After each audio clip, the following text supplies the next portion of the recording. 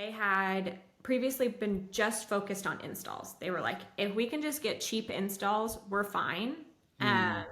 And we figured out the mechanics that like a cheap install will still be profitable for us, which is true. Again, like that's not wrong. That works.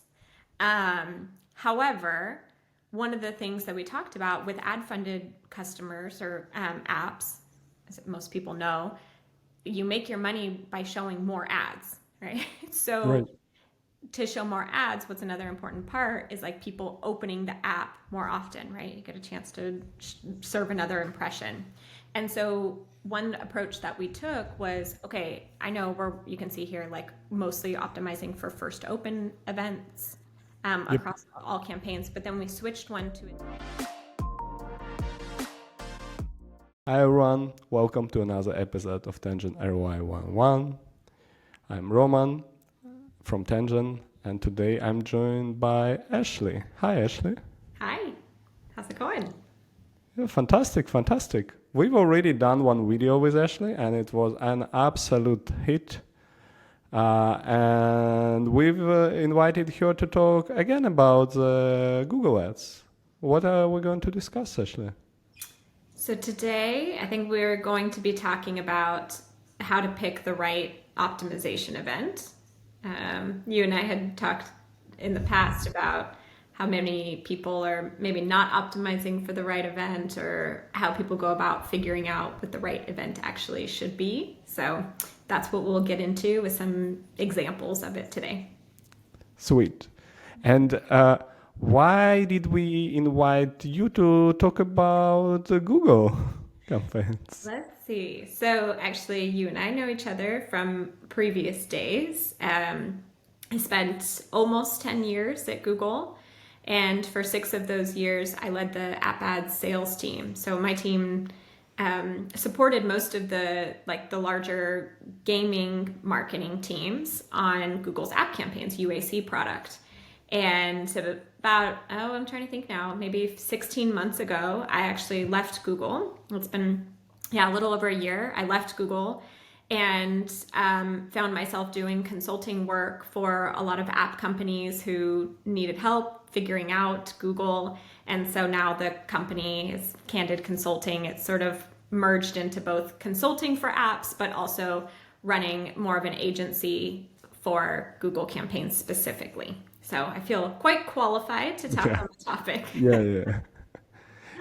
Even in the last video, people demanded to have more videos with Ashley. So Great. that's why we're here. Okay, I know you've prepared some slides.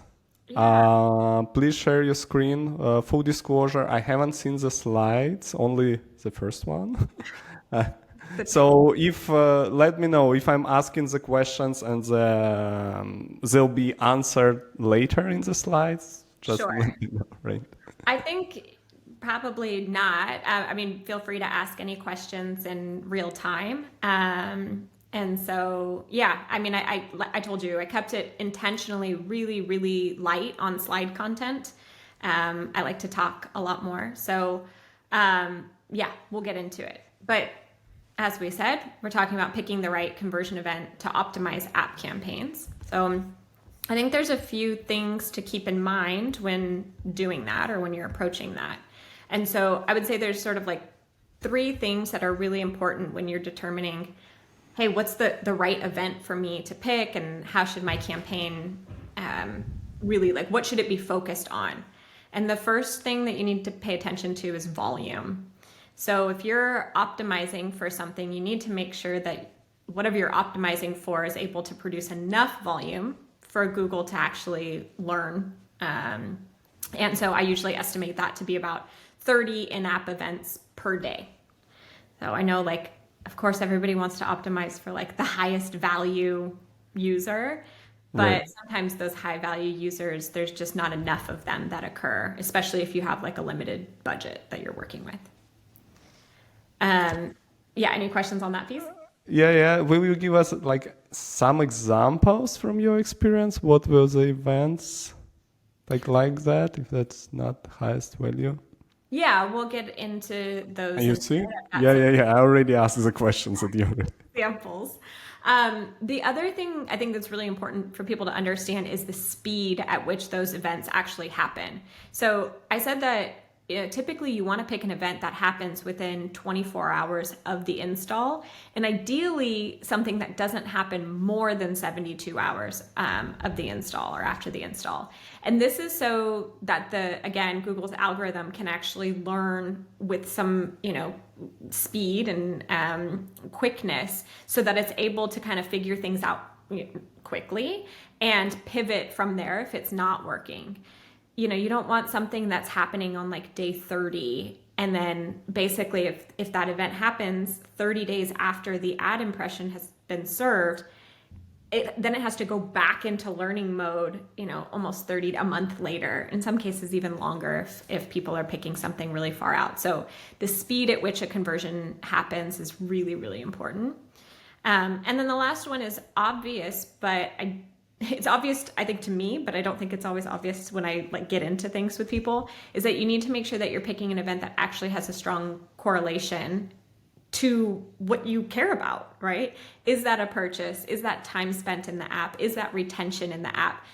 Are you able to show that if somebody does X, ultimately it results in Y?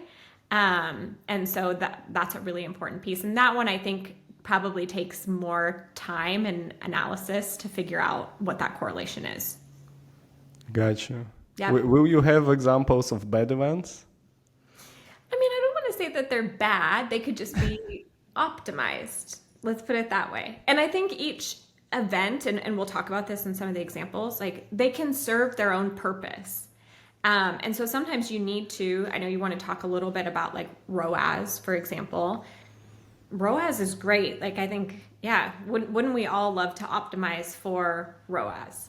But sometimes those campaigns, specifically with Google, can't always scale all that well. So even if you do want to optimize for ROAS, I've seen a lot of other advertisers who need to sort of supplement it with something that's not ROAS. So more of a CPA campaign. And so again, these different event types can serve different purposes and functions.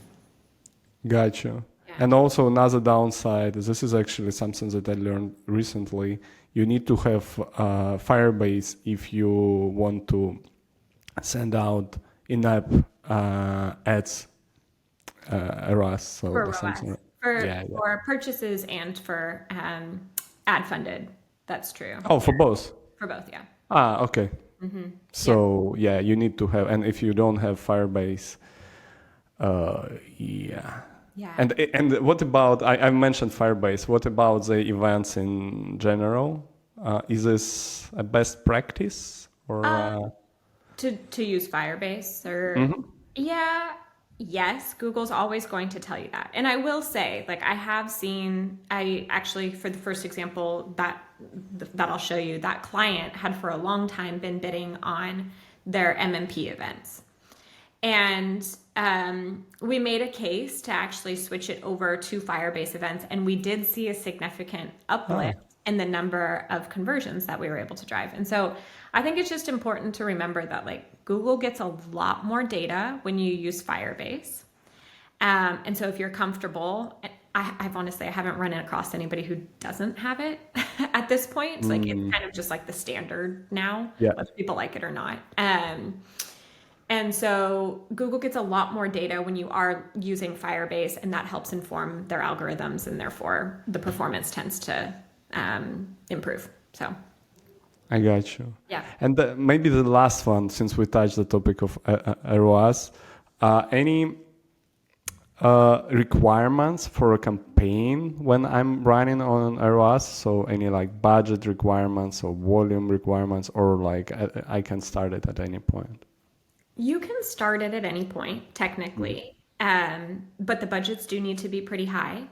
So yeah, and the learning period can be quite long. So I think that's the tricky thing with ROAS, is that it does ultimately, I have found, for most advertisers, perform well, but the challenge is that it can be a high price tag to like barrier to entry, right? Just to get in and allow the campaign to learn, you have to be comfortable with it not producing results for a period of time, like 3 weeks. Oh, So if we're talking about, and I would say budgets have to be pretty healthy too. I would, I think Google would probably recommend like $1,000 a day, which now we're talking about almost yeah. $20,000 that potentially is just gone because the system needed to figure things out. I see. So yeah, I think that's a drawback to it. And then the other one, as I mentioned, is the scale. Sometimes it just doesn't deliver enough volume for advertisers, and so they have to resort to other campaign types. Got you. And on the contrast, the events, do they require the same amount of time, or I assume less? On the which one? Sorry.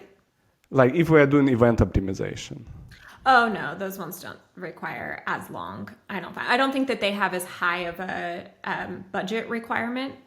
But then again, like you're not necessarily optimizing for returns when you're optimizing for an event specifically. So it's a little bit of a trade-off. I see. Yeah. Cool. But yeah, I'll give you an example, the next case. So I'm going to give a little background here before I'll show you the results. So I have one client that, let me take a step back. I think one of the really important things is sort of this, the correlation piece that I talked about here, and really understanding like, what do I actually care about for, what somebody doing in my app? And so in this case, I had a client, and for their particular business needs, they actually cared a lot more about just driving a higher number of monthly active users. To them, that's what mattered. And when I first came onto the account, they were just optimizing for like an onboarding complete. It is a subscription-based app, but you can do a lot within the app without needing to purchase a subscription. And so they were just trying to get more people in. But in talking to them, being like, okay, but you actually care about monthly active users and being able to retain those users for a longer period of time, started to kind of question whether or not the onboarding complete was the best action, the best conversion event for them to be optimizing toward. And so we did a hefty analysis to make sure that we were touching on all three of these things. Could we find another event that drove meaningful volume? Did this event happen relatively quickly that we could use it as a conversion event so that Google could learn from it? And did this conversion event actually have a stronger correlation to that end result, which is the monthly active users? In this case, we actually used Mixpanel. The client uses Mixpanel. And we went through a lot of different events to actually see, okay, like, can we see that we ultimately ended up settling on like retention for monthly active users. It's like, okay, if somebody's sticking around for a longer period of time, they're retaining, the monthly actives should go up, right? That was the hypothesis there. And so we spent a lot of time narrowing down a lot of different events and crossing them out basically and saying like, oh, is this event, like for example, this is a messaging app. And, we would say, oh, if they, invited a friend to message, did that check all of these boxes? Did it have enough volume? Was it happening relatively quickly? Was there a strong enough correlation? If somebody, like started a conversation, if somebody made a phone call, you can call, like somebody started a video call. Like we went through all of these different ones, trying to figure out the right mix of all of this. And ultimately what we landed on was we saw that people who started a conversation with somebody else had a higher retention than somebody who just like completed the onboarding. Okay, so. I see. So, and you had the data, like the Mixpanel dashboard, always in front of you, and you could kind of see like, okay, this event volume is this event volume was that. So you always had the data in front of you. Yes, that was a critical component for being able to figure it out. So based on that, I'll click over to the next slide. this is what we saw, which is a pretty significant uplift in the retention rate of the user. So again, we used retention, like we couldn't necessarily use monthly active users. That would be a really hard thing to optimize for. I don't even know how you would do it. But also, as we And talked about, implement. Yeah. it would take way too long, right? Like to figure that out. Months. So what we ended up doing is, you can see the previous retention rate is the period of time where we were optimizing for onboarding complete. And then the retention rate here, and then retention rate on day 7 is what was after we switched it to conversation started. And you can see the uplift in the retention. The percentages are quite meaningful in this case. I do think it's important to understand though, like, yes, certain costs did increase because of this. So you do have to change your mindset a little bit when you switch the action. So the cost per action went up. I think previously, I'm trying to think, we were at like maybe $3.80 for, this is a US based campaign, for the onboarding complete. It's for Android. And when we switched it over to conversation started, it bumped up to like $4.40, I think. So we did have a pretty healthy increase percentage wise in terms of what the cost per action was, but we're getting higher quality users. So you have to kind of like reframe your mind in terms of costs a lot of times too. I see. One of the other, I guess, like challenges that we had with this one was like, we were doing okay in terms of volume, but I wanted it to be higher. In this case, I was actually trying to get closer to like 50 in-app events per day. And so we did have to increase the bid a little bit in order for us to get there. But we've been able to recover the total volume in terms of like installs and users coming into the app by increasing the bid. Gotcha. Yeah. So again, just I think going back and asking yourself, like, is the event that I picked actually the one that like is going to be predictive of a meaningful user to me later on? Gotcha. Any other questions on that one? I'll give you another example in a sec. Yeah, this one is pretty clear. Yeah. All right. The next one I feel like feels like common sense. It did to me when I brought it up to my client, but at the same time, what we were talking about earlier is like, you'll see in the next example, we actually are still running quite a few combination of event types, like different campaigns bidding toward different events because they have different functions. So I'll show you what I mean in this sense. So this next one, the client is like 100% ad funded.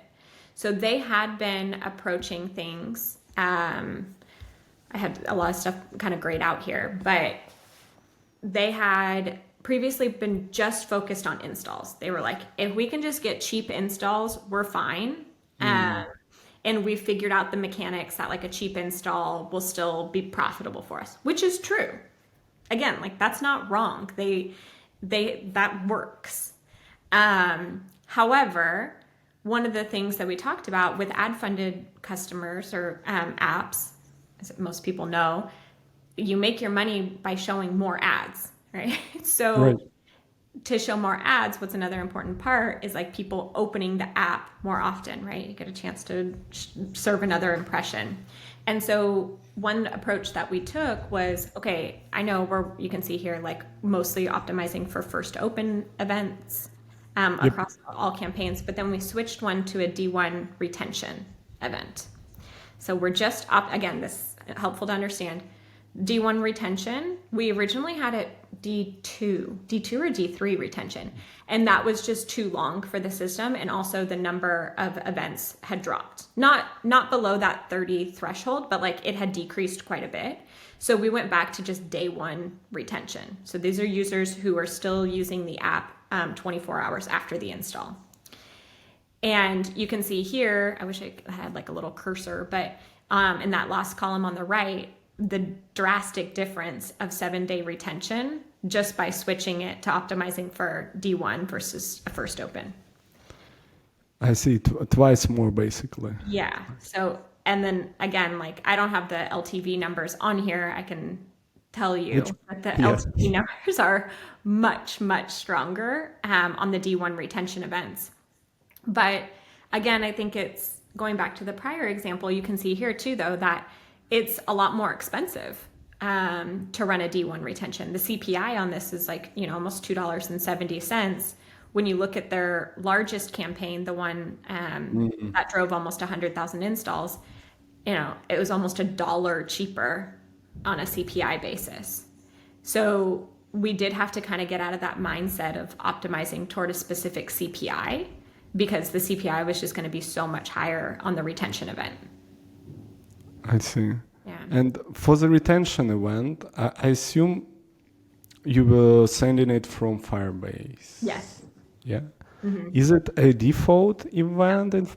So I also had cases like this when customers asked us to integrate day one retention as a custom event in order to send it to an ad network. Yeah.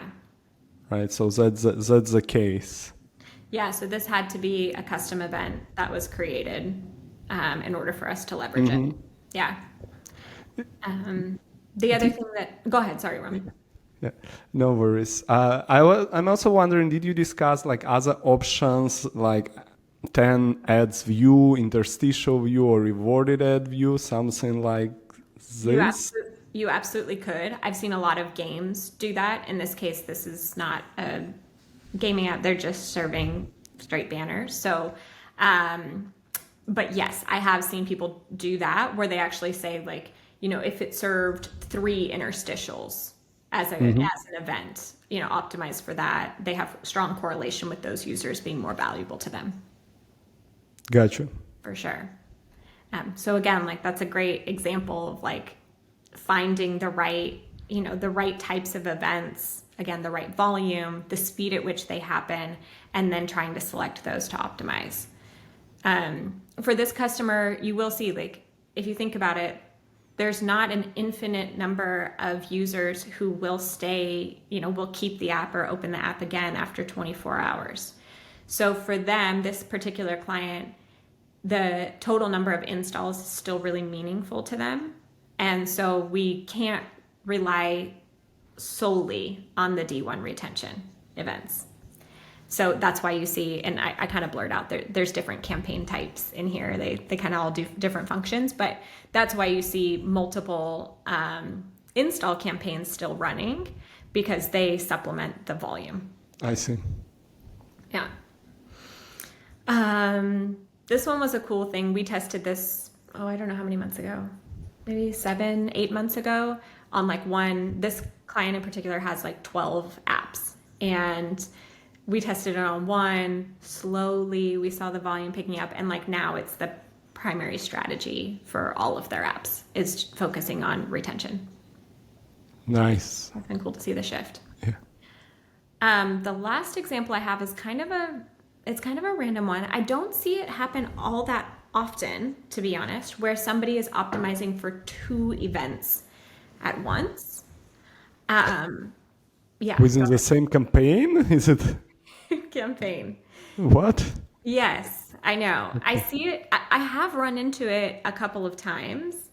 I'm here to tell people why they shouldn't do that. I'm intrigued. Okay. Okay, so let's look at the next example. Let me come back over here. Okay. So in this case, this client, you'll see there's 2 different campaigns. The first one that they were running before I came onto it was optimizing for people subscribing to the app and then also purchasing gift cards within the app.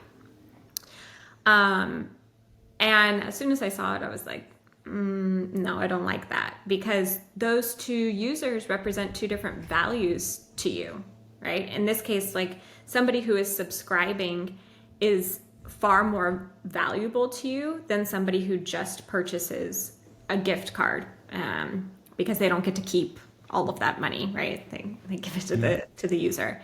So I think the other thing that was important to understand is like, they were like, oh, but actually at the time, they were like, well, it's actually performing okay. They were looking at this column, the cost per participated in-app action, And they were like, no, it's hitting our target. And I was like, well, if you remove those 188 gift card purchases, your actual CPA is like way higher. I And I know see. that seems obvious maybe to most, but if you're starting at this and maybe you're new to marketing as a whole, then this is like, maybe a new concept for you.